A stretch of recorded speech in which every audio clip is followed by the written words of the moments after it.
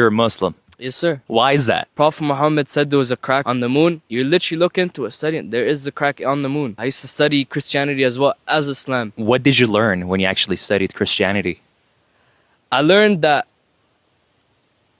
basically what I learned is that the changes that were done to the Bibles and stuff was so it can fit the modern society. So what I mean by that is, as I told you, swine is forbidden for Christians. It 100% is. It's always been like that. But, you know, you look into it now, every Christian you see is eating swine like it's normal. It's like a main thing for them, you know? I would listen to the Christianity, I would listen to the Bible, but it hasn't been preserved 100%. There are some things that have been changed. Now, the problem is this. The Quran never said that it's corrupted. It says, قُلْ يَا أَيُّهَا الْكِتَابِ لَسْتُمْ عَلَى شَيْعٍ حَتَّى تَقِيمُوا التَّوْرَاةَ وَالْإِنْجِيلَ وَمَا أَنزَلَ إِلَيْكُمْ مِنْ رَبِّكُمْ. It says, O people of the book. Now in the Quran, when it says, O people of the book, These are general followers. so it usually talks about the people that have the scriptures before. Just like it says, At-Torah wal-Injil. Talks about the people that had the Torah and had the Injil with them. And it says, لَسْتُمْ عَلَى شَيْعٍ. You have nothing to stand on. حَتَّى تَقِيمُوا التَّوْرَاةَ وَالْإِنْجِيلَ. Unless you judge by the Torah and Injil. It says, وَمَا أَنزَلَ إِلَيْكُمْ مِنْ رَبِّكُمْ. And what has been revealed to you from your Lord. Now this verse is talking to Christians and Jews. And it says, you have to go to the Torah and you have to go to the Injil. Christians and Jews are ought to do that. Now, when you are ought to do that, it means that you can do it, because it wouldn't make sense for God to say that you ought to do this, but you can't do it. Like when the Quran says that the Torah and the Injil that Christians and Jews had is actually authentic and is actually the word of God, I think you would really like to read it. So when you said you've studied Christianity, have you studied the Gospels? Like